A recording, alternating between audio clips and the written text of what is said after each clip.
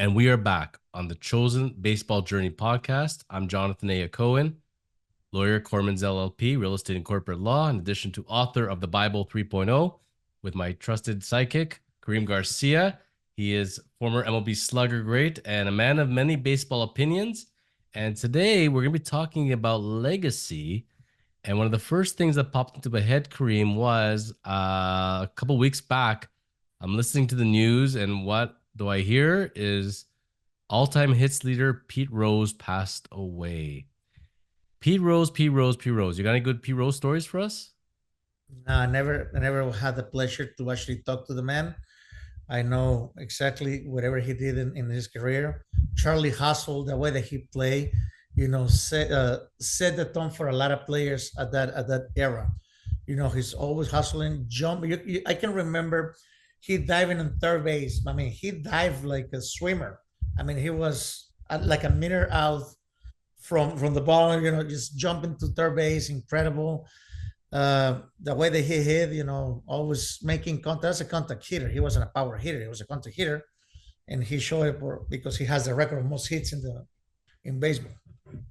Now, is this a guy that it's hard work over talent? Like to me, you look at the guy, you don't get that Ken Griffey aura about him. You don't get that Jackson Holiday aura about him. This looks like a guy that could be working at a construction site, could be serving sandwiches, whatever. Doesn't look to me like that typical baseball superstar player. But to me, it seems like just a guy who worked in the cages a lot, honed the craft, and the man just knew hitting. Yeah, I mean, I'm sure it was really hard work for him.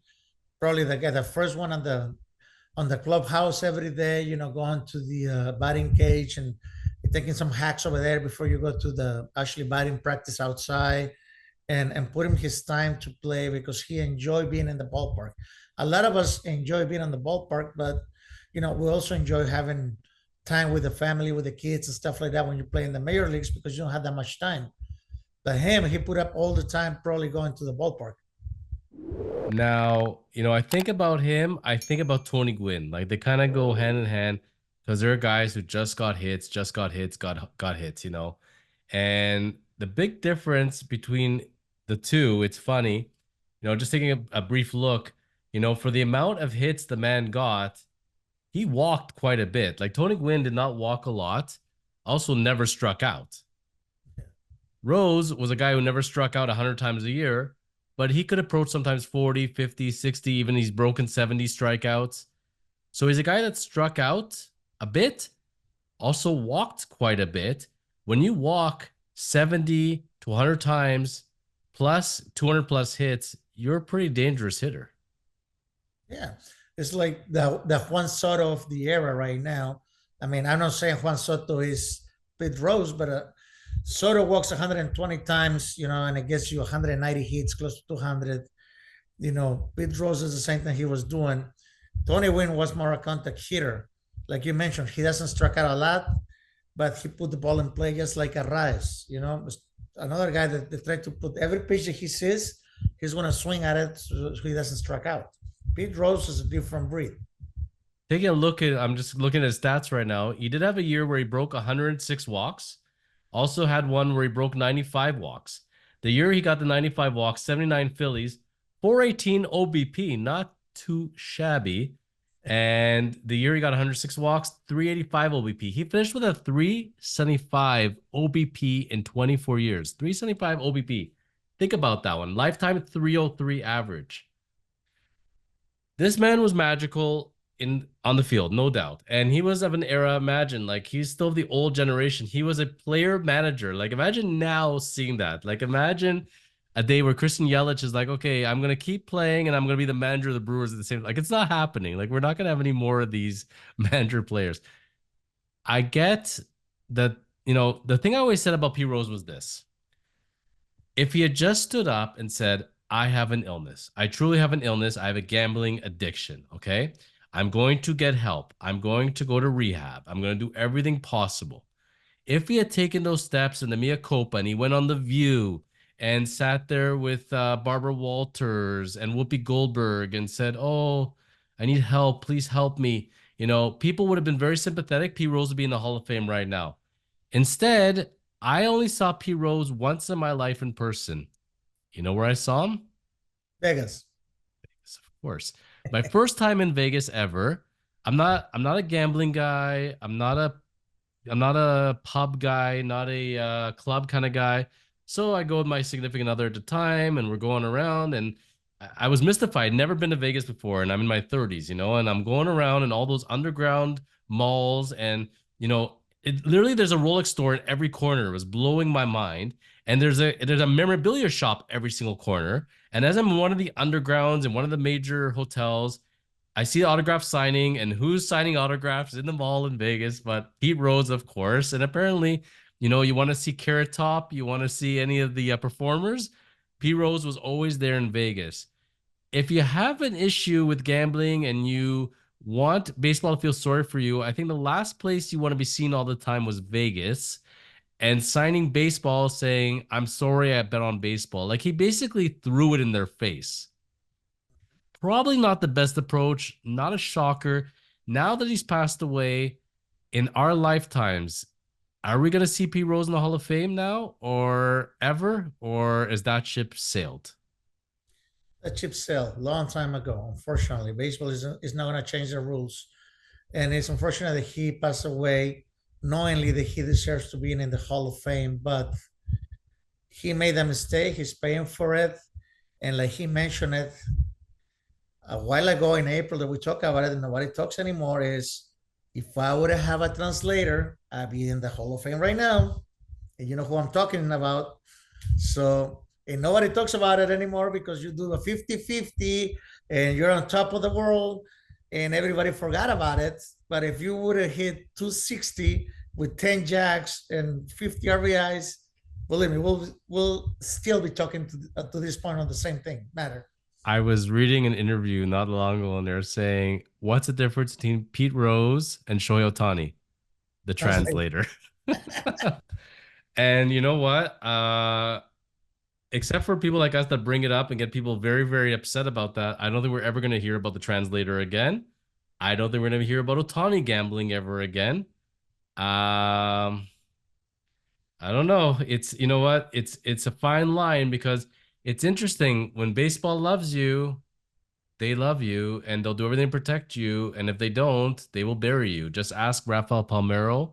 Just ask Jose Canseco. Ask Mark McGuire, for example. This is where I always say Ken Griffey Jr. played in that era. Ken Griffey Jr. played with Jay Buhner, played with A-Rod. And yet we never ever bring up Ken Griffey Jr., first ballot Hall of Famer. It's very interesting. Martinez was there too on that team. Randy Johnson was on that team. And nobody ever brings up Edgar Martinez or Randy Johnson as any kind of culprits. Right. So let's bring that back to legacy now. When I'm watching the 2024 MLB playoffs, I think to myself, how the heck is Trevor Bauer not here? Every single team that made the playoffs could use a Bauer either at the front of the rotation, back of the rotation, like the Dodgers. Imagine the Dodgers would have had a healthy Bauer at the league minimum and playing the way Bauer can play. How badly did the Dodgers need Bauer this year? I mean, not only the Dodgers, any team that is in the playoff right now who could use a Bauer, pitching for them because he brings that excitement. Unfortunately, he has the baggage that carries him, even that he was found not guilty, but teams they're worried more about what the people or the fans are going to say than actually what they need to make it to the next level. This is a wasted talent that they have pitching in Mexico, where you can have it in the major leagues right now. Ask any Cleveland Browns fan. They keep running out Deshaun Watson. And Deshaun Watson, if you want to talk about baggage, that's baggage galore, right? And he still got a job and he's still playing to my knowledge. And you see what's going on with Puffy out there, obviously. And to me, people are putting Bauer under the Puffy Diddy brush. And as far as I know, he's been found not guilty. And the man has said, yeah, I have a big mouth, and yeah, maybe I was young and I said brash things, but I mean, at some point when you have the talent, why do some people get second, third, fourth chances and some are banished for life? Like it feels to me If Bauer never makes the MLB again, like they have literally put him in as Diddy, as Rose, P. Rose, and I don't think that's fair. I think that at the end of the day, if the guy's got the talent, Mia Copa, I'll play for almost nothing.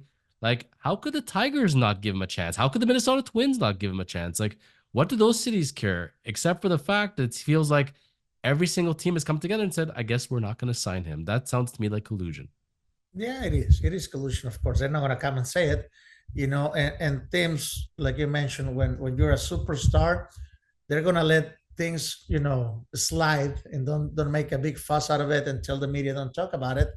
And all of a sudden, for a guy like Bauer, that actually was, very controversial at the time, teams don't want to put themselves in that position for the fan base, because we're family and we're bringing people together, and these guys, a women abuser, stuff like that. Even if he wasn't found guilty, but I mean, even the Toronto Blue Jays could have signed Bauer right now will help him. If there's a city on the planet living in Toronto currently that will not take anybody controversial, it's the Blue Jays. Like any, I would say there's 20 other nine teams. I think the Dodgers have a better chance of signing Bauer before Toronto because Toronto looks politically wise before talent wise, and that's a scary, scary, scary thing, unfortunately, in society. Yeah, If we're gonna do a prediction right now, looking where we're at and the playoffs wrapping up, is Bauer going to play Major League Baseball in 2025, Kareem? no, it's a big no. Unfortunately, he's not going to play in the major leagues because the same thing is it's been blackballed, like illusion, whatever it is. And if he didn't do it this year when he was doing great in Mexico, putting up these big numbers, you have to add one more year to his age. He's getting older, he ain't getting any younger, so it's been very difficult for me to actually, seeing someone to sign him. I want to say you're wrong. I really want to say you're wrong. But Barry Bonds, I'm pulling it up here. He's born in 1964. His last year, 2007. Okay. So the man's in his 40s. Final season, the man walked 132 times, had a 480 on base percentage. Think about that. Yes. 480 on base percentage in his final season, and he couldn't get a contract for the minimum salary. Same thing that happened. I mean, you're talking about now the steroid era with the teams in the league turned their eye away, knowingly the guy's getting bigger and bigger every single year. You don't gain 20, 30 pounds from an off season to spring training on working out every day. I can guarantee you that. 30 pounds in about, I don't know, 3 months? Come on. You have to be doing something else to get that big that quick. But they got the testing at that point in the year 2008. We all know what was going on with the creams and everything else. If it was the year 2008, Barry Bonds has a 480 base percentage and he comes to my team and says, "I'll sign for the league minimum." I'm taking him on. But I feel like with Bonds, it's almost very Bauerish as far as the reputation in the clubhouse, everything else. But yet Barry Bonds got a job with the Marlins as a hitting coach. Yeah. And So it's guess what? McGuire too with And the McGuire Dodgers. too. And he was a bench coach for the Padres and da da da. Like he was around the Dodgers. And you watch Bauer's videos on YouTube, the man has forgotten more about pitching than most people will ever know. That man is a future pitching coach, guaranteed. I am holding out hope that there's still some sanity in this world and that Bauer will pitch again, that we give second chances, especially to non-guilty people. And the man's older, maybe he's wiser, said things and did things when he's younger. But you know what? Let's give the man a chance because heck knows we've got enough bums, massive contracts that did nothing. And this guy's almost a guaranteed ace. I hope to see him. I'm predicting that we are going to see him. And if we do not see him in 2025, I agree with you. If this does not happen this year, we ain't seeing Bauer again in MLB baseball. It's not going to happen. No, it's not going to happen. You know who's another guy that you don't see in major leagues anywhere and had a great career? The only player that had 3 seasons over 60 home runs, and you never heard his name anymore? Sammy Sosa. aka Michael Jackson. Like Yes, exactly. I don't know what's going on there, but uh the thing about so Florida vibe. Florida vibe. he's a guy though, when you watched him playing, this was a man that never gave me the aura of a hitting coach. Like you can't teach what he does. Like his style, it's just this is all wrong, and it but it worked for him. And I'll never forget that skinny kid on the White Sox that I saw. And I took a one look at him, and I said, "Yeah, this guy ain't gonna last." Like I remember Frank Thomas walking to the bus, Robin Ventura. I'm a little guy at this one, and I'm like watching these guys in high school. And Sosa was like skinnier than me at the time. Frank Thomas was a bus, and he just. But hey, you know what? He said his prayers, took his vitamins, and trained and did what he did. Uh, Sosa's a strange case because, he hasn't done anything quote unquote controversial except lighten the skin for whatever that is. He says it's a condition, whatever. But at the end of the day with Sosa, it just feels like people are done with him. They're just done, they're sick of it, and they moved on. And it's a shame because, for a lot of us, including myself, when they canceled the World Series that year in 94, I was done with baseball for a while. And that home run chase brought back a lot of people.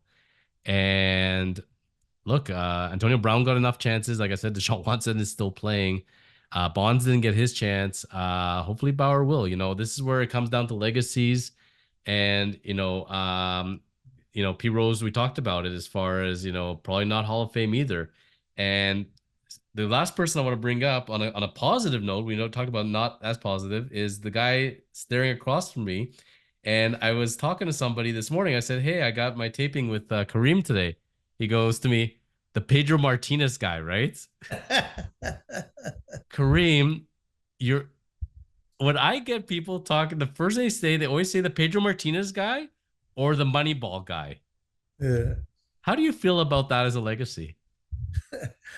I don't know. I hear it every single day when I go out. Oh, you're Korean, right? With Pedro, what happened? Why did he throw it? And believe me, this happened 21 years ago, and I'm still hearing it right now. So if I'm remembered for that, well, at least they remember me. I think it's not as bad as what people remember for Pedro with Don Zimmer. That was not very pleasant, when you knock down a man 130 years old, and he looked like it. Like you ever see a picture of Don Zimmer when he was 20, he looked like he was 90. Like this was a guy Yeah. that was, you know. Yeah. Ric Flair is the same thing. Yeah. I think you'd rather be remembered for Pedro than Pedro being remembered for Zimmer. Exactly. I'm good with that one.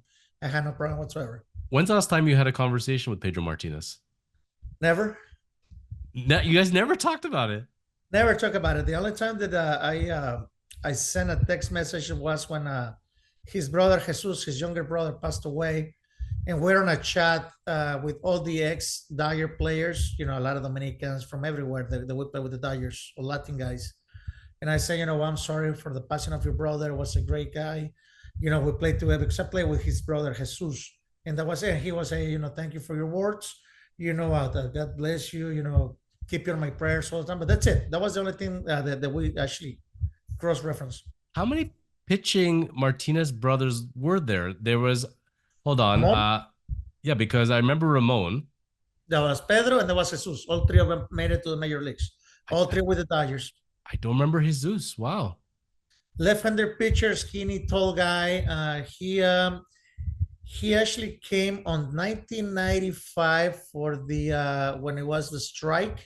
He crossed the line and pitched over there for a little bit, and then he actually got called up after that. And it was briefly, but he did made it to the major leagues. You remember there was the Perez brothers, right? There was Pascual, Pascual, yeah. Melito, and Carlos, and Carlos. yep, Yeah, it's amazing these pitching brothers. And what I'm going to tell you all, and Kareem, you can verify this. When they were first coming up, Ramon was the future Hall of Famer. Ramon was the star. yep, And I think the difference for them is Tommy Lasorda. And Tommy Lasorda, if he basically saved, Pedro's career by saying, "Yeah, this guy is too skinny. He's never going to make it." Trading him for Delano DeShields, and Ramon pitching him like he was Nolan Ryan and blowing out his arm. Yeah, I mean, they all were skinny guys at that time. Jesus was skinny, Ramon was tall and skinny, Pedro was short but skinny, and unfortunately for the Ramon Martinez, that Tommy Lasorda liked to let you pitch. He lets you pitch. If you were in the eighth inning with 100 pitches, oh, you still get another 40 more. He did the same thing with Fernando Valenzuela. Let him pitch 130, 140 pitches, every single game. Of course, in matter of 5, 6 years, your arm is going to be done. And that's what Tommy did for Ramon and helped Pedro go somewhere else and actually make his career. So if you walking down the street and you bump into Pedro Martinez, what would you say to him today? Probably nothing. It's really not something that I will have a talk to say. But if we go over there and have a coffee, then we'll probably have a very interesting conversation. You're an intense guy, Kareem Garcia. I gotta say, man, you're very intense. You don't mess with Kareem Garcia on or off the field. And so when people say they say the you're the Pedro Martinez guy, when they say you're the another people say you're the Moneyball guy. Yeah, What is the reaction there? I know we've talked about it in previous episodes, but do you still hear yeah. about that one often? Not very often, to tell you the truth, because when I say, "Hey, were you the guy that they were talking with Cleveland and Oakland about the Garcia deal?" and they say no, yes, that's me. That's exactly me. Oh wow, how did I feel? You feel great because I stayed with the Cleveland Indians, and then I got traded to the Yankees and actually made it to the World Series. So actually helped me by staying with Cleveland, then going to Oakland, and I would never had the chance to make it to the World Series, which is a dream for everyone. It would have been so interesting to see you in Oakland in that era with the Moneyball era. Maybe you could have been the next Brent Rooker. You never know. It's funny because I can tell you, like, I was watching Moneyball not that long ago, and my son Jeremiah hears the name and he looks at me, he goes, "Is that Kareem? Kareem's in Moneyball? He's famous. Did you tell him?" And I'm like, "I think he knows." Unbelievable, unbelievable. Well, this is the thing, man. It's not. It's when it comes to it, when if you were giving a speech and you're talking to younger baseball players and you had to talk about legacy, what would you want your baseball legacy? How do you want people to remember you on the field, Kareem? By always hustling, playing hard, giving my 100%. People say, "Oh, I give you 120." You don't get 120. You get 100%. I give you my best, the what I have every single day, because every day is different. You don't feel the same every day. Today I can feel good. Tomorrow it's not the same, but I'm still gonna give you the best that I have, and that's what want to be remembered by. To give you every time that I step to the plate, every time I step to a field, you got the best Karen Garcia that you can get at that day. And the career hasn't stopped. People don't realize, but from the time you were a teenager to the time you actually hung up playing, the amount of years you played both Major League Baseball, internationally, coaching, being involved in the World Baseball Classic, and you're still coaching today. Yes, I was coaching in Mexico. I was hitting coach, manager. I had the opportunity to do all this stuff, and I enjoy every single different time. Once I retired, to becoming a coach, to becoming a manager, to handle pitching stuff, hitting stuff, getting my coaches, talking to the guys, and I love it. It's something different, but I know that I can actually help guys, and I did help some guys with their hitting, not with their pitching, because I'm not a big pitcher type of guy. That's why I got a pitching coach. But hitters wise, believe me, I can help you on that. Well, Kareem Garcia, general manager meetings coming up after the postseason. Maybe he'll bump into somebody and, a general manager comes up to you and says, "Kareem, loved you as a player, always heard good things about you. If you could have your perfect position on an MLB team, where would you like to be now in coaching?" I will either outfield coach or hitting coach. That's probably the two best things that I can do right now. I would love to be a third base coach, but you have to get some years in to do that. Because me as a third base coach, I'm always aggressive. I'm always sending the guy in, you know. I'm not taking a 50-50 chance. If I see the ball just hit a little bit left or right of the outfielder, I'm sending the guy home regardless of the speed. I will produce more runs more than the guys that they throw me out. But nowadays they play it too safe, because they don't want to lose their job. I don't care about losing my job. I care about scoring runs and winning games. There we go. Well, we never know. We'll see Kareem next. I'm predicting we will see another Garcia on the back of an MLB jersey. It's just a question of which team it'll be and when. So until then, we have to talk about it and you get to share our wisdom and be exciting when we come back next week because as wrapping up the MLB playoffs, be interesting to talk about who wins the World Series and how that all went down. So stay tuned. This is the Chosen Baseball Journey. Send in your questions. Kareem fans love your insights and your honesty, and very refreshing in this day and age. So send in your questions, folks, for Kareem Garcia, and we'll see you back real soon on the Chosen Baseball Journey.